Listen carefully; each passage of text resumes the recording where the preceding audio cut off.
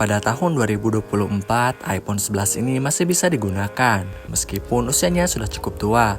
iPhone 11 ini pertama kali diluncurkan pada tahun 2019, dan meskipun usianya sudah lebih dari 4 tahun sejak perilisannya, nyatanya iPhone ini masih memiliki performa yang cukup baik untuk kebutuhan sehari-hari guys.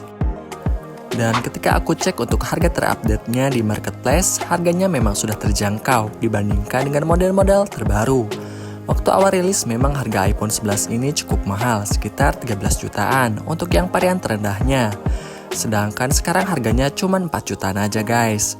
Ini bisa jadi salah satu pilihan untuk kamu yang lagi nyari HP dari merek Apple dengan harga yang murah tapi kualitasnya masih cukup bagus.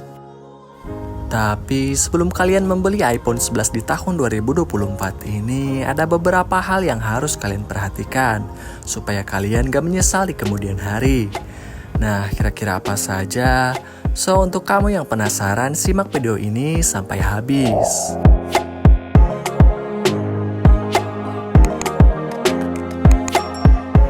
Kita bahas ke bagian performanya dulu. Dengan chipset A13 Bionic, iPhone 11 ini masih dapat menjalankan sebagian besar aplikasi dan game dengan baik.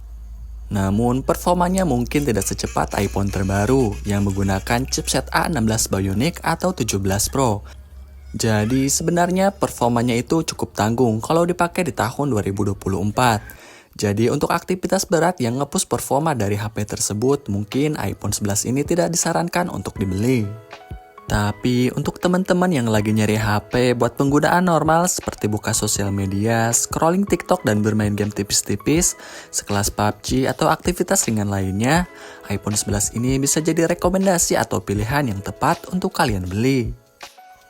Untuk RAM-nya, iPhone 11 ini mempunyai RAM sebesar 4GB, dan untuk memori internalnya terdapat beberapa pilihan yang kalian bisa pilih.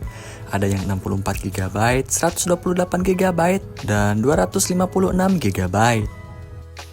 Untuk updatean iOS-nya, Apple memang terkenal dengan dukungan perangkat lunak yang lama, dan diperkirakan iPhone 11 ini masih bisa menerima updatean iOS sampai beberapa tahun ke depan. Tapi belum pasti juga ya guys, hanya perkiraan saja. Karena biasanya pihak Apple hanya akan memberikan updatean iOS ke HP iPhone sampai 5 kali saja. Atau usia iPhone tersebut sudah menginjak di usia 5 tahunan sejak awal iPhone tersebut diperkenalkan. Kita beralih ke bagian kameranya. Kamera iPhone 11 ini masih cukup bagus buat dipakai di tahun 2024. Karena hasilnya masih jernih dan natural, gak kalah dengan HP-HP keluaran terbaru.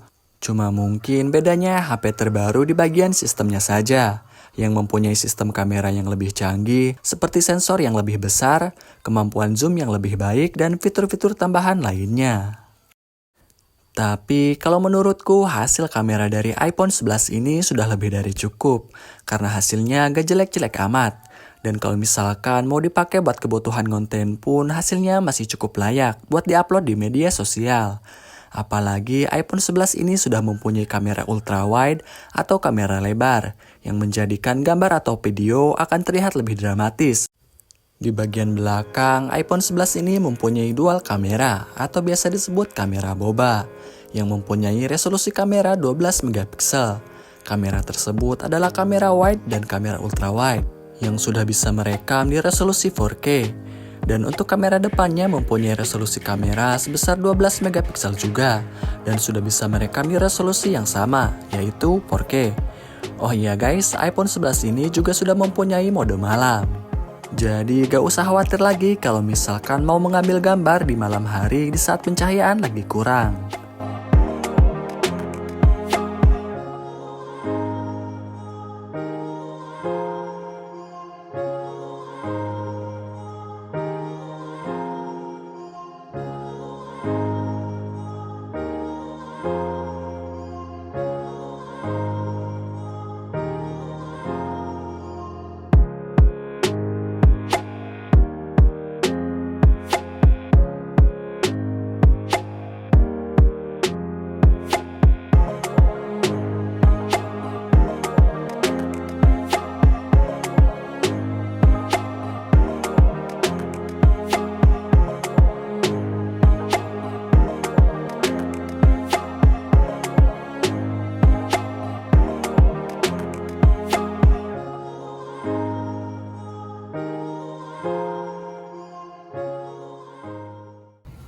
Kemudian untuk selanjutnya ke bagian baterainya.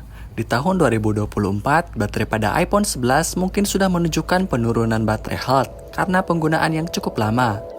Itu kalau misalkan kalian beli iPhone 11 dalam kondisi second. Tapi kalau misalkan kalian beli iPhone 11 dalam kondisi baru, biasanya baterainya lebih awet karena baterai health-nya masih 100%. Oh iya guys, iPhone 11 ini sudah discontinue, alias sudah tidak lagi diproduksi. Dan kebanyakan yang dijual di luaran sana mungkin dalam kondisi bekas. Tapi tenang saja guys, di beberapa toko masih ada juga kok yang ngejual iPhone 11 dalam kondisi baru. Untuk kesimpulannya, menurutku secara keseluruhan iPhone 11 ini masih layak buat dibeli. Apalagi untuk harganya sekarang sudah terjangkau. Dan untuk performanya pun bisa dibilang gak lemot-lemot amat. Jadi untuk kebutuhan sehari-hari, iPhone 11 ini masih bisa diandalkan. Tapi kalau misalkan kebutuhan kalian berat, seperti buat bermain game berat, mungkin performanya agak kewalahan.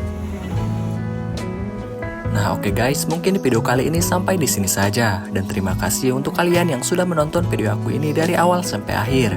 See you on my next video.